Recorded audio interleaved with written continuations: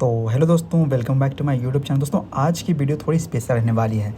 जैसे दोस्तों आपको पता है कि नया साल अब आने ही वाला है और नए साल पर क्या कुछ सरकार देने वाली है, रेलवे सरकार देने वाली है अपने सीनियर सिटीज़न को ट्रेन में कंसेशन। क्या वो फिर से पहले की तरह यानी कि महामारी यानी कोविड के पहले की तरह फिर से ट्रेन में छूट लेकर सफ़र कर पाएंगे या फिर से उन्हें वो सारी सुविधाएं मिलेंगी जो मिलती थी। चलिए इसी के बारे में आज जानते हैं कि क्या कुछ मिलने वाला है सीनियर सिटीज़न लोगों को। दोस्तों जैसा कि आपको पता है, सबसे पहली बात कि हमारे देश में जितने भी सीनियर सिटीज़न हैं उन्हें ट्रेन में चलने में या फिर कहीं भी जाने में काफ़ी तकलीफ़ होती है।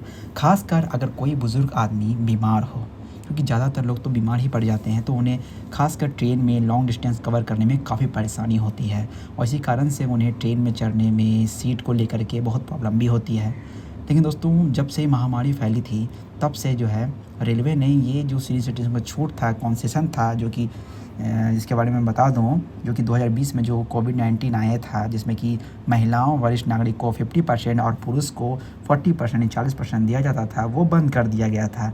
जिसके कारण उन्हें काफ़ी ज़्यादा परेशानियां होती थी और जहां तक देखा जाए तो लोअर बर्थ भी देना बंद हो चुका था। तो इससे क्या होता था कि उन लोगों को और ज़्यादा परेशानी, अगर किसी भी सीनियर सिटीज़न का जो बर्थ है वो अपर पड़ जाए, मिडिल पड़ जाए, तो इन्हें काफ़ी प्रॉब्लम होती थी। लेकिन दोस्तों अब ये जो है नए साल में कुछ नया बदलाव आपको देखने को मिलने वाला है, क्योंकि आप जल्दी देखोगे कि फिर से जो हो सकता है कि इस बार की बजट में जो अपने देश के जितने भी सीनियर सिटीज़न हैं, चाहे वो मेल हो या फीमेल हो, उन्हें फिर से कंसेशन मिलेगा। वो फिर से वही छूट का लाभ उठा पाएंगे जो कि महामारी से पहले फैली हुई थी, मतलब महामारी आने से पहले सबको दी गई थी, ताकि वो फिर से कम बजट पे कम किराए पर ट्रेन में ट्रैवल कर सके। इसके अलावा दोस्तों बहुत सारी सुविधाएं हैं जिन सीनियर सिटीज़न को पता नहीं होगा, इस वीडियो के माध्यम से उन्हें पता चल जाएगा। जिन्हें पता हो तो बहुत अच्छी बात है। चलिए वीडियो को आगे बढ़ाते हैं। अब बात करते हैं कि अगर जो सीनियर सिटीज़न हैं उन्हें क्या क्या सुविधाएं मिलती। और एक बात और गाइस, अगर छूट दोबारा कंसेशन मिलेगा तो एक कार्ड भी बनेगा जिसमें कि ये प्रूफ रहेगा कि वो सीनियर सिटीज़न है और उनका जो डेट है, मतलब उम्र है, डेट ऑफ बर्थ है, वो रियल में है। क्योंकि कई लोग ऐसे होते थे कि वो सीनियर सिटीज़न ना होने के बावजूद भी रिजर्वेशन में काउंटर पर जाने या कहीं टिकट मार्च में अपने एज को दे दिया करते थे, तो वो कंसेशन का लाभ भी उठाते थे। तो कहीं ना कहीं ये बात भी गलत है। ये आपको कैसा लगा ये ज़रूर बताना कि ये बात गलत है या सही है, ठीक है। तो चलिए बात करते हैं कि जिन्हें पता नहीं है कि आखिर सीनियर सिटीज़न को क्या क्या सुविधाएं मिलती हैं, वो मैं आपको बताता हूँ।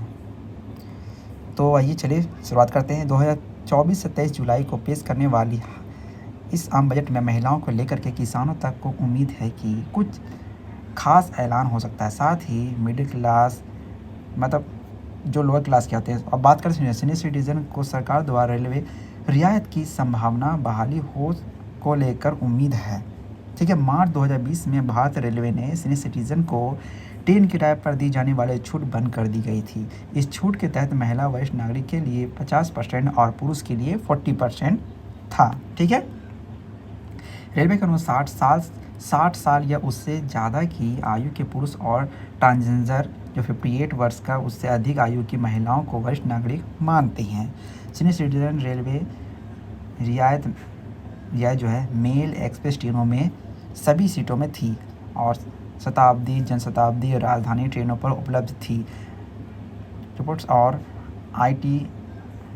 आरटीआई के मुताबिक सीनियर सिटीज़न को दी जाने वाली रियायत वापस लेने से रेलवे को एक्स्ट्रा राजस्व मिला, मतलब उन्हें एक्स्ट्रा वो इनकम मिली, ठीक है। निर्णय की अवधि के दौरान भारतीय रेलवे ने 8 करोड़ सीनियर सिटीज़न से 5,62 करोड़ रुपए का रेवेन्यू जनरेट किया था, जिनमें से 2,242 करोड़ रुपए रियायत के अभाव से आए थे। इस खंड में 4 से 6 करोड़ पुरुष यात्री और 3 से 3 करोड़ महिला यात्री थी। लगभग 18,000 ट्रांसजेंडर व्यक्ति थे। सरकार का क्या कहना है।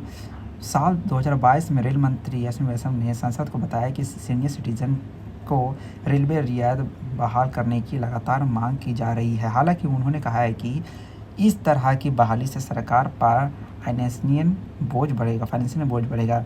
दिसंबर 2023 में रेल मंत्री अश्विनी वैष्णव ने कहा है कि इस बात का प्रकाश डाला है कि रेलवे 2019 से 2020 में समाज के सभी वर्गों को ध्यान में रखते हुए यानी यात्रा टिकट पर 59,837 करोड़ रुपए की पर्याप्त सब्सिडी प्रदान करता है।